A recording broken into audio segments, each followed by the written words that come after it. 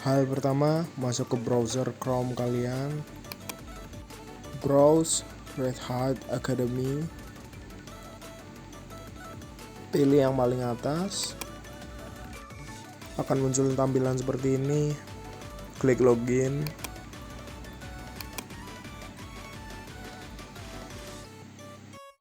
masukkan email akun Red Hat kalian, setelah itu masukkan password. Sesudahnya masukkan password, klik login.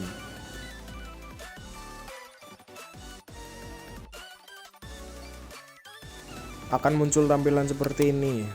Kalian tinggal klik launch, terus masuk ke lab environment, scroll ke bawah dan kalian tinggal create. Tunggu sampai proses create-nya selesai. Proses create selesai, kalian tinggal open console pada workstation untuk menjalankan Linux dari Red Hat. Nanti akan muncul tampilan seperti ini.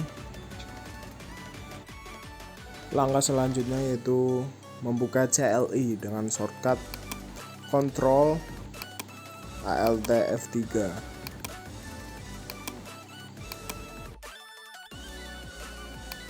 Maka akan terlihat CLI-nya seperti ini. Di sini kita disuruh login terlebih dahulu dengan menggunakan user student dengan password student juga. Enter, maka kita bisa masuk ke workstation-nya. Langkah selanjutnya itu masukkan komen lab start terlebih dahulu. Karena saya mengerjakan di chapter 8.3, maka lab startnya yaitu menggunakan ini. Ketika sudah, tekan enter dan akan muncul proses sukses seperti ini. Langkah pertama di dalam chapter 8.3 yaitu menggunakan developer 1 untuk login ke server A tanpa memasukkan password. Oke, selanjutnya masukkan komen dengan keluar terlebih dahulu menggunakan komen exit. Setelah itu masukkan username developer 1 dengan password Red Hat. Setelah sukses masuk ke workstation developer 1, langkah selanjutnya yaitu memverifikasi bahwa kamu bisa login ke server machine developer 1 dengan menggunakan komen berikut ini.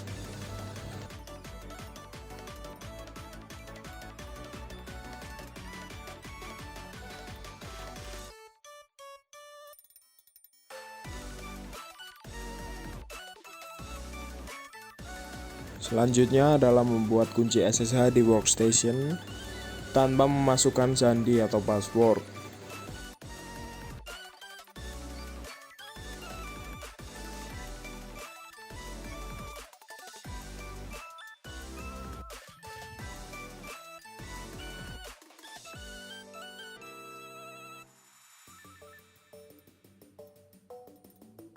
Selanjutnya salin kunci public ke server A dengan memasukkan password Red Hat.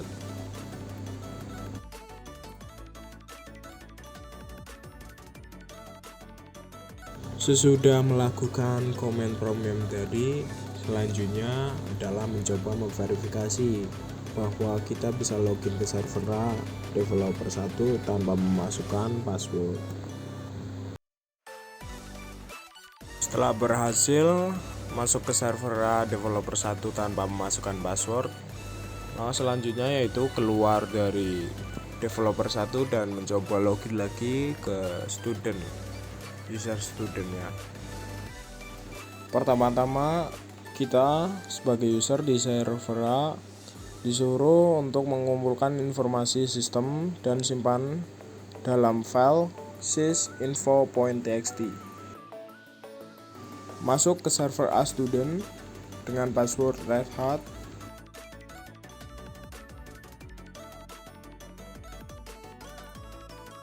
Kedua, dapatkan hostname terlebih dahulu. Setelah mendapatkan hostname, tambahkan ke sysinfo.txt. Langkah ketiga yaitu mendapatkan alamat IP dan hasilnya ditambahkan lagi ke file sysinfo.txt. Keempat, dapatkan ukuran disk total dan hasilnya tambahkan lagi.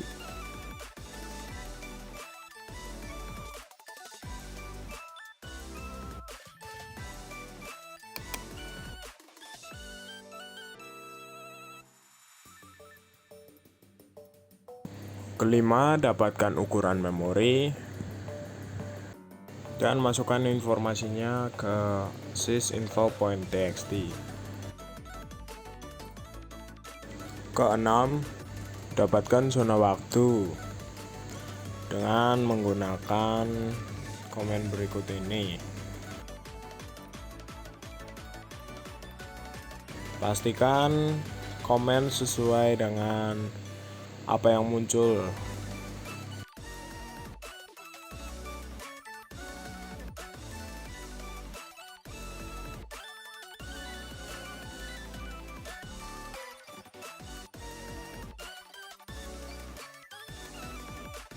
Ketujuh, verifikasi isi file sysinfo.txt dengan komen ini.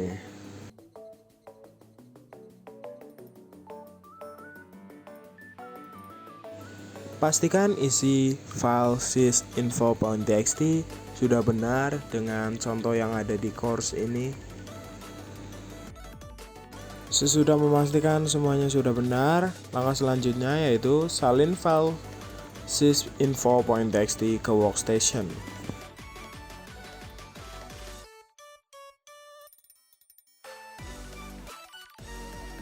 Setelahnya, kita memasuki langkah-langkah yang baru yaitu mengkonfigurasi dan instalasi. Sebagai user student, pastikan Chronit aktif dan install interpreter Ruby. Langkah pertama, verifikasi status Chronit. Kedua, aktifkan dan jalankan Chronit.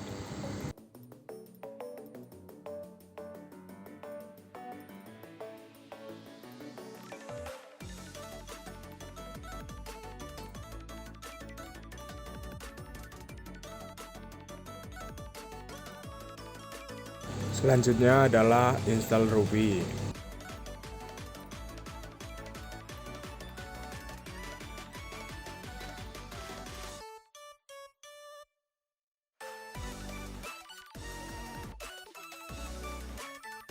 Terakhir, kita tinggal memverifikasi versi Ruby-nya.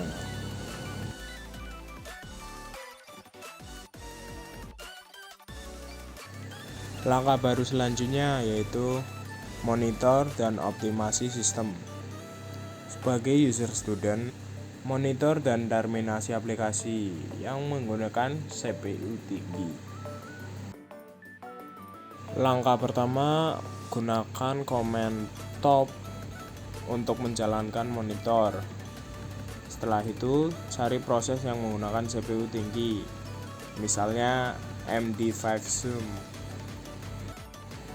Terminasi proses, tekan K di top dan masukkan PID dari proses MD5 Zoom. Konfirmasi dengan klik enter. Keluar dari monitor dengan mengklik huruf Q. Verifikasi proses yang telah dihentikan dengan komen ini.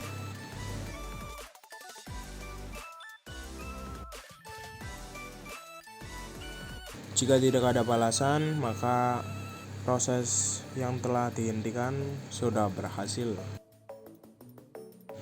Sesudah itu, keluar dari server dan lakukan evaluasi dan penyelesaian. Sebagai user student di workstation, lakukan evaluasi dan penyelesaian dengan menggunakan lab grade dan lab finish berikut ini. Hasil dari lab grade adalah pas semua, yang mengartikan bahwa course kali ini di chapter 8.3 sukses semua. Langkah terakhir yaitu dengan lab finish untuk membereskan semua yang sudah dibuat di chapter 8.3 ini.